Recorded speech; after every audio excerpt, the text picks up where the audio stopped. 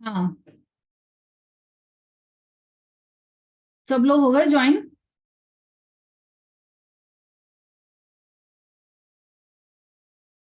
हाँ, अब आ रही है आवाज सबको। हम्म। ठीक है, चलिए। हमारी चर्चा चल रही थी सम्यक दृष्टि जीव कुगुरु, कुदेव और कुधर्म की और उनके सेवकों की प्रशंसा भी नहीं करता। नमस्कार, पूजन, विनय ये तो बहुत दूर की बात है, लेकिन उनकी प्रशंसा भी नहीं करता, उनके सेवक की भी प्रशंसा नहीं करता और उनकी भी प्रशंसा नहीं करता। सम्यक दृष्टि जीव क्यों नहीं करता? है ना? देखो क्यों नहीं करता वो, क्योंकि उसे जो माल मिला है, जो सम्यक्त रूपी आनंद मिला है उसे, वह उसे संभालना, जो निधि मिली है ना उसे सम्यक्त रूपी, वह उसे संभाल कर रखता है। देखो उसमें नियम सार में भी आया है, निधि पा मनुज तत्फल वतन में गुप्त रह जो भोगता, क्यों छोड़ परजन संग ज्ञानी ज्ञान निधि को भोगता। नंदिता जी, जरा इंदिरा जी को फोन करके आप बोल दीजिए कि अब वो ज्वाइन कर सकते हैं।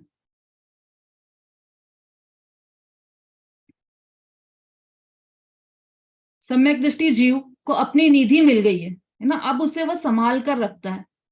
तो वो कुदेव कुगुरु और कुशास्त्र को धर्म बुद्धि से नमन नहीं करता है।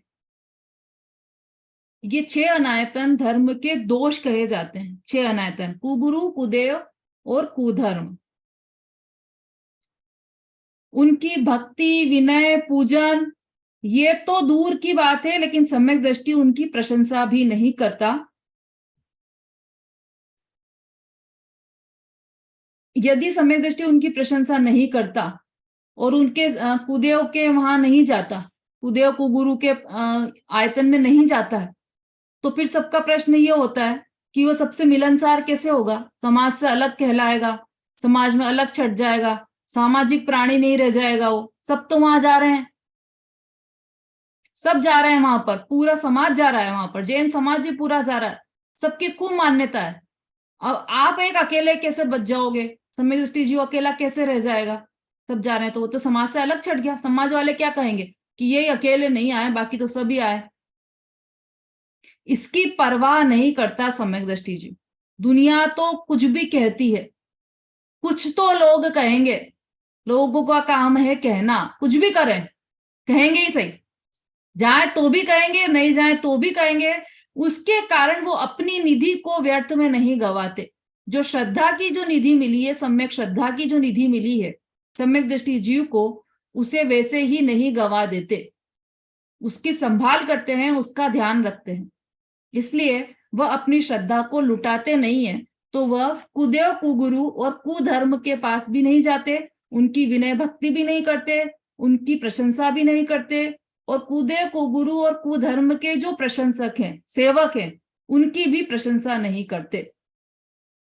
है ना? ऐसा नहीं करते कि भाई इसी यहाँ इस वेदी पर भगवान विराजमान है, इस वेदी पर श्वेतांबर के भगवान विराजमान है, एक ही वेदी पर सब भगवान विराजमान है, इधर भी ढोक लगा दो, इधर भी ढोक लगा दो, क्या फर्क पड़ता है? क्या फर्क पड़ गया? क्यों राग द्वेष करना, क्यों इतना विचार करना? श्वेतांबर भी है तो अपने जैन ही, लेकिन उसमें जमीन आसमान का अंतर है।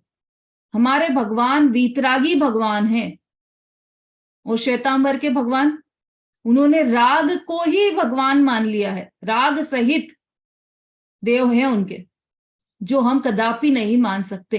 अकलंक निकलंक की कहानी यदि आपने सुनी होगी बचपन में, तो जब अकलंक निकलंक छोटे थे और बौद्धशाला में पढ़ने गए थे, तब उन पर महान विपत्ति ये आई थी कि बौद्ध गुरु ने आदेश दिया था कि सबकी परीक्षा करना है मुझे। कोई 2 जैन छात्र यहाँ पर शाला में पढ़ रहे हैं वेश बनाकर, तो उनकी परीक्षा करना है कि कौन है, पता लगाना है। तो उन्होंने क्या किया कि एक जैन मंदिर से एक जैन प्रतिमा मंगाई और उसे बीच में रख दिया, और सब छात्रों से कहा कि इसे उलांगो, इसमें से उलांग कर दूसरी तरफ निकलो। सब छात्रों ने उलांग लगाई, सब निकल गए। अब अकलंक निकलंक तो जैन ही थे, वो तो अपनी जिनेंद्र प्रतिमा का अनादर कर ही नहीं सकते थे, और वो फंसना भी नहीं चाहते थे। इसलिए नहीं फंसना चाहते थे क्योंकि वो जैन धर्म का प्रचार प्रसार करना चाहते थे।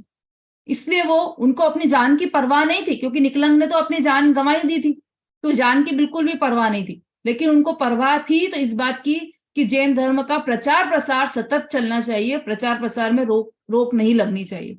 तो उन्होंने क्या आइडिया निकाला कि उन्होंने एक सूत का धागा जिनेंद्र प्रतिमा के ऊपर रख दिया और फिर उस जिनेंद्र प्रतिमा को उलांगा। कैसे उलांग सकते हैं? हे तो भले ही धागा रख दिया हुआ तो क्या हुआ, हे तो जिनेंद्र प्रतिमा है, कैसे उलांग लिया उन्होंने?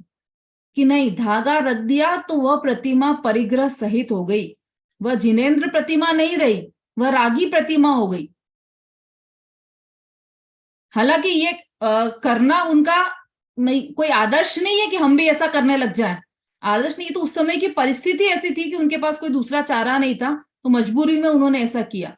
लेकिन फिर भी उन्होंने निर्ग्रंथ प्रतिमा को उल्लांघा नहीं और उसको सग्रंथ कर दिया, उस प्रतिमा पर परिग्रह के रूप में एक धागा डाल दिया।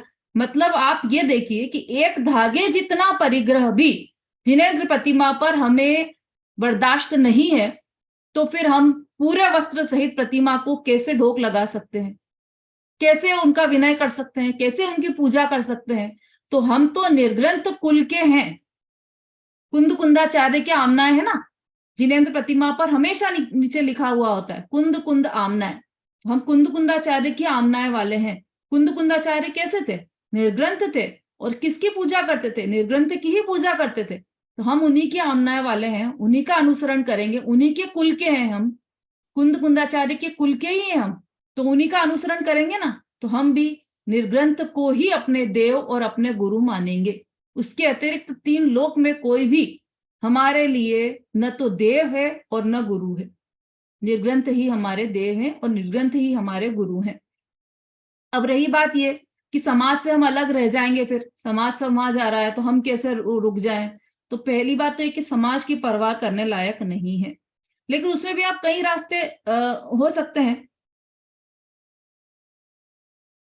पहली बात तो ये कि उन्हें भी समझाएं, जो आपके परिचित हैं या परिजन है, उन्हें भी समझाने का प्रयत्न करें कि क्यों नहीं हम जा रहे हैं, क्यों नहीं वहां जाना योग्य है ना। ये तो अपन ने अभी ये अष्टांग की कहानियां सुनी थी, उसमें अमूढ़ दृष्टि में रेवती रानी, तो पूरा समाज, पूरी दुनिया ही जा रही थी वहां पर, ब्रह्मा विष्णु और महेश के सभा में, और फिर तीर्थंकर की सभा में भी सभी जा रहे थे। तो फिर रेवती रानी ने ये क्यों नहीं सोचा कि मैं अकेली मूर्ख कहलाऊंगी अगर अकेली यहाँ रह गई तो, बल्कि उसने ये सोचा कि मैं तो मूर्ख कहलाऊंगी अगर मैं वहां चली गई तो, जहां सब पूरा समाज गया है। वो ऐसे भेड़ चाल में नहीं चली, और उसने अपनी श्रद्धा को दृढ़ रखा और वह वहां पर नहीं गई, उस समोशरण की सभा तक में नहीं गई। ऐसी दृढ़ श्रद्धा हमारी होना चाहिए कि निर्ग्रंथ दिगंबर मुनिराज, निर्ग्रंथ दिगंबर जिनेंद्र देव और जिनवाणी, यही एकमात्र आदरणीय है, वंदनीय है, प्रशंसनीय है। इसके अतिरिक्त और कुछ भी प्रशंसनीय नहीं है। तो सम्यक दृष्टि जीव तो इनकी प्रशंसा नहीं करता। कुछ लोग कहते हैं मध्यस्थ भाव रखना चाहिए दोनों में, ऐसा क्या द्वेष पालना, लेकिन यह मध्यस्थ भाव नहीं है। एक तरफ जहर रखाओ, एक तरफ अमृत रखाओ, तब आप मध्यस्थ भाव रखोगे क्या कि जहर भी उठाकर पी लें और अमृत भी उठाकर पी लें? हमारा तो मध्यस्थ भाव है। तो क्या करेंगे हम कि जहर को तो देखेंगे भी नहीं, दूर से भी हाथ नहीं लगाएंगे, और अमृत उठाकर पी लेंगे। यही हमें यहाँ पर करना है ना। तो हमें इस अमृत को पीना है कि कुदेव कुगुरु और कुधर्म की श्रद्धा हमारे मन में कभी भी नहीं लाएं, और सच्चे देव शास्त्र गुरु की ही श्रद्धा लाएं। यहां तक कि कोई करता हो, जैसे हमारे घर में मेड काम करती है, तो मेड ने ये कहा कि हमारा तो जो भी इनके व्रत होते हैं ना, क्या होता है वो, शिवरात्रि, तो मैं तो शिवरात्रि का व्रत रखती हूँ हर साल, और बिल्कुल निर्जला व्रत रखती हूँ, चप्पल भी नहीं पहनती, ऐसा जो भी इन लोगों में व्रत आते हैं। तो हम क्या कहें कि हाँ हाँ बहुत अच्छा करती है, तो व्रत तो करना ही चाहिए, साल में एक बार व्रत करो तो शरीर भी ठीक रहता है, मन भी ठीक रहता है, कुछ नहीं धर्म तो कर ही रही है ना वो। तो ये जो हमने प्रशंसा की, इससे तीव्र पाप का बंध होगा। हमने तो ऐसे सरलता से कर दी, लेकिन वो कहने में हमने जो उसकी प्रशंसा की है ना, उसमें तीव्र पाप का बंध होगा हमें, और फिर उसका उदय आएगा पाप। तो हमें बोलते समय भी प्रति समय ये ध्यान में रखना चाहिए कि गलती से भी हम किसी की प्रशंसा नहीं करें, कुदेव, कुगुरु की, कुधर्म की। हम इजीली कह देते हैं कि अरे अपने दिगंबरों की तो धर्मशाला बहुत ही खराब होती है, श्वेतांबर की देखो धर्मशाला कितनी व्यवस्थित रहती है, कितना व्यवस्थित काम है उनका। कभी भी ऐसे सभा में या 10 लोगों के सामने ऐसी दूसरे धर्म की या दूसरे गुरु की प्रशंसा नहीं करना चाहिए, और न ही उनके सेवक की प्रशंसा करना चाहिए कि ये जाता तो है, चलो मंदिर जाता तो है, किसी के भी मंदिर, भले शिव मंदिर जा रहा हो पर जाता तो है ना, गृहस्थी में तो नहीं जा रहा है ना, पिक्चर तो नहीं जा रहा है ना, मंदिर ही तो जा रहा है ना। ये सब झूठी बात है, ग्रहित मिथ्यात्व का पोषण है इन सब में। और ग्रहित मिथ्यात्व महाभयंकर पाप है। ये ग्रहित मिथ्यात्व का दोष बहुत बड़ा लगता है। यदि आप अभी जब अपनी करणानियों की कभी चर्चा चलेगी तो उसमें आपको पता चलेगा कि ग्रहित मिथ्यात्व का 70 कोड़ा कोड़ी का बंध होता है। ग्रहित मिथ्यात्व से तीव्र कर्मों का बंध होता है। इसलिए कुदेव, कुगुरु और कुधर्म सर्वथा ही त्याज्य है, छोड़ने योग्य है। उनके सेवक की भी प्रशंसा करना उचित नहीं है, उनके सेवक की भी प्रशंसा नहीं करना चाहिए। तो ये 6 अनायतन की बात हुई हमारी। कुधर्म, कुदेव, कुगुरु और कुधर्म और उनके सेवक की नहीं प्रशंसा उचरे हैं, प्रशंसा नहीं करते सम्यक दृष्टि जीव। अब इसके बाद 3 मूर्ता की बात चलेगी हमारी कल, और परसों आपका अवकाश रहेगा। उसके बाद 1 वीक के लिए कक्षा बंद रहेगी हमारी। उसकी सूचना कल और मिल जाएगी आपको कब तक के लिए बंद रहेगी कक्षा, क्योंकि भी पंच कल्याणक में जाना है तो फिर अभी ये पाठशाला आपकी बंद रहेगी। कल आपकी अंतिम कक्षा रहेगी, उसके बाद फिर कल और आपको सूचना मिल जाएगी। अभी जिनवाणी स्तुति शॉर्ट में कोई बोलना चाहे? देखो अभी तो ये सम्यक दृष्टि जीव की चर्चा चल रही है ना, तो इतने सुंदर सुंदर भजन है सम्यक दृष्टि जीव के कि आप वो छांट छांट कर रोज बोलिए भक्ति, तो आपको भी आनंद आएगा। अब एक सम्यक दृष्टि जीव की अभी हम देख रहे हैं ना दशा कैसी है कि निशंकित अंग, हमें दिखता है कि वो दुकान पर बैठा है, वो तो कमा रहा है, व्यापार कर रहा है, लेकिन अंदर में उसकी कैसे कैसे कैसे अंग चल रहे हैं, निशंकित अंग, निकांक्षित अंग, ऐसे अंग चल रहे हैं अंदर में। तो उसके अंदर बाहर की स्थिति ऐसी विचित्र रहती है। अभी तो बृहद द्रव्य संग्रह में भी यही चर्चा चल रही है, सुबह जो स्वाध्याय चलता है उसमें भी सम्यक दृष्टि की ही चर्चा चल रही। और आज इस स्वाध्याय में ये भजन बोला गया, चिन्ह मूरत द्रगधारी की मोहे रीति लगत है अटापटी, बाहिर नार की कृत दुख भोगे, अंतर सुख रस गटा गटी। और इस भजन के स्टेंजे भी इतने सुंदर हैं, हमें वास्तव में अटपटी लगती है उनकी स्थिति, पर वो समझने लायक स्थिति होती है। हाँ रूबी जी बोलिए। दीदी वो कल के उसमें प्रश्न रह गया था मेरा कि जैसे जाति का तो हो गया माँ की तरफ से और कुल का हो गया पिता की तरफ से। अब जैसे चक्रवर्ती की जो पत्नी होती है उसको बहुत मान होता है कि मेरा पति 6 खंड का विजय करके आया और वो रत्नों से चूर पोर देती है, तो वो कौन से उसमें जाएगा? जाति और कुल में जाएगा वो? हाँ देखो, मद पुत्र का हो पति का हो ये सब कुल मद में ही जाएगा। अच्छा, और दूसरा मैं ये पूछ रही थी जैसे रावण को भी बहुत मद था, रूप ज्ञान तप का भी था, बल का भी था और धन का भी था, और वो तो सम्यक दृष्टि जीव था क्या रावण? नहीं, सम्यक दृष्टि जीव था। फिर सम्यक दृष्टि जीव को कैसे मद हो गया? सम्यक तो छूट गया था उसका, रावण का। अच्छा, जब उस वक्त उसको ये जो मद था, अहंकार था, तप का भी था उसको और बल का भी था और तब उसका कैसे भी था। तब तो उसने किया ही नहीं था, क्योंकि वो अपने आप को बहुत ज्ञानी मानता था ना तब। मतलब जैसे वो शांतिनाथ भगवान की पूजन कर रहा था तो उसने अपने वीणा की तार निकाल के और वो भक्ति कर रहा था। उसका मद नहीं था, उसका मद बिल्कुल भी नहीं था। अपनी बल का मद था उसको, अपने बल का हाथ धन की का। नस निकालकर उसने जो वीणा की तार की जगह बांध दिया और उससे उसने भक्ति की थी, चंद्रप्रभु भगवान के शांतिनाथ भगवान के जिनालय में। हाँ हाँ, तो वो उसका मद नहीं था बिल्कुल भी, निर्मद था उस समय रावण। और आपको देखो, ये सबसे ज्यादा यदि कोई भ्रम फैला हुआ है तो रामायण के संदर्भ में है। आपको सबको पद्म पुराण का अध्ययन जरूर करना चाहिए। पद्म पुराण हाँ यदि इतना बड़ा ग्रंथ नहीं पढ़ सकते तो उसका शॉर्ट में राम कहानी आया है, पंडित रतनचंद जी भारिल के द्वारा लिखी गई है राम कहानी, उसका अध्ययन जरूर करना चाहिए, क्योंकि बहुत ज्यादा भ्रम फैले हुए हैं। रावण को तो बिल्कुल विलेन बना दिया है, जबकि ऐसा है ही नहीं, सम्यक दृष्टि जीव था वो तो। अहंकार तो अपने दीदी अपने परंपरा पढ़ा है हमने, पर अहंकार तो बताया उसमें, तो अहंकार का मतलब मद ही होता है ना, और हाँ सम्यक दृष्टि जी देखो, तो मद था। मैच नहीं कर रहा। मद अहंकार घमंड एक ही बात है, ठीक है। अब वो अहंकार अनंतानुबंधी संबंधी नहीं हो सकता सम्यक दृष्टि जीव को, इतना अहंकार नहीं होगा अनंतानुबंधी जितना। अप्रत्याख्यान, प्रत्याख्यान और संज्वलन कषाय तो उसके अस्तित्व में है, उतना अहंकार तो हो सकता है, लेकिन फिर भी उसमें उसकी आसक्ति नहीं है। यदि वो सम्यक दृष्टि जीव है तो उसकी उन चीजों में आसक्ति नहीं रहेगी, एकत्व नहीं है उन चीजों में। उसका अहंकार हो सकता है, पर किस हद तक, उसकी तीव्रता, अनंतानुबंधी वाली तीव्रता उसमें नहीं रहेगी ज्ञानी जीव को।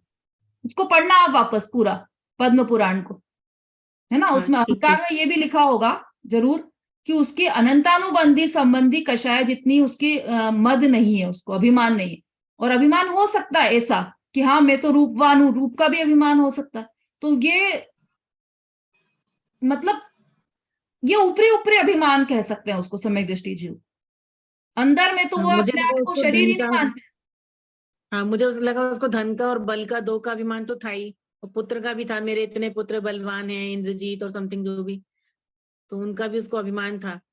तो इस तरीके से मुझे लग रहा था कि एक अभिमान कुल होता है, एक का, स्वाभिमान होता है ना। हाँ तो कुल यदि का उसके भी हो गया अंदर उसको, है क्योंकि और उसके उसका पुत्र बहुत है। हाँ ठीक है, वो बिल्कुल नॉर्मली है। अंदर में तो वो शरीर, शरीर में शरीर ही नहीं हूं ऐसा पक्का दृढ़ श्रद्धान है उसको, तो शरीर से संबंध रखने वालों के प्रति तो उसको अभिमान हो ही नहीं सकता। मतलब यहाँ हम इसमें ये लिखेंगे कि अनंतानुबंधी संबंधी अभिमान कषाय मतलब मद नहीं होता, समझने की इस लाइन बात का ये है। अर्थ है। हाँ, समझने की हाँ बात है। सम्यक दृष्टि जीव को अभिमान नहीं होता, तो अनंतानुबंधी संबंधी। और बाकी की जो कषाय बची है, तीन कषाय, तीन चोकड़ी जो कषाय है, वो बिल्कुल बहुत ही हल्की होती है। अभी देखो अपन ने इसमें ये प्रशम जो पढ़ा, प्रशम का क्या निकला, अनंतानुबंधी कषाय तो उसकी है ही नहीं, लेकिन बाकी की जो कषाय हैं वो भी सब मंद हो गई है उसकी। और वो तो वैसे ही मंद होती है, सबसे तीव्र तो अनंतानुबंधी की कषाय होती, और बाकी की तो वैसे ही मंद होती है, और सम्यक दृष्टि की और भी मंद हो गई। इसका दीदी हम सीधा सीधा ये अर्थ लगाएं कि 6 महीने तक कषाय नहीं करते, हाँ देखो, लगातार 6 महीने तक कषाय नहीं देते। देखो ये इसमें नियम है कुछ जैन दर्शन में, कि सम्यक दृष्टि की कषाय अधिक से अधिक 6 महीने खींचती है, उससे ज्यादा नहीं खींचेगी, नियम है। यदि उससे ज्यादा खींच गई तो उसका सम्यक तो गिर जाएगा। और ऐसे पांचों गुण स्थान वर्ती की 15 दिन की, ज्यादा से ज्यादा 15 दिन कषाय खींचेगी। यदि उससे ज्यादा खींच गई तो उसका गुणस्थान गिर जाएगा। ये सबके नियम दिए बराबर पूरे, एक एक बात तर्क और न्याय से है जैन शासन, बिल्कुल ऐसे हवा में दीदी अत्थर में कल बात नहीं है आपने कुछ वो भी। द्रविलिंगी मुनि की बात बोली थी ना, वो आप कल समझा दीजिएगा कि पहले गुण स्थानवर्ती है, चौथे गुण स्थानवर्ती और पांचवें गुण स्थानवर्ती मुनिराज द्रविलिंगी होते हैं। तो हम्म, वो अपन ने कल पहली बार ही सुनी थी आपके मुंह से, तो आप उसको कल अच्छा स्टार्टिंग में थोड़ा सा ले ली, हाँ कल थोड़ा सा ले लीजिएगा। ठीक है, ठीक है, कर ले लेंगे, आज तो समय हो गया है अपना। जिनवाणी स्तुति कर लेते हैं अपन। जावाणी के ज्ञान से सूझे लोकालो, सोवाणी मस्तक नमो सदा देत हूँ धूप। बोलिए जिनवाणी माता की जय।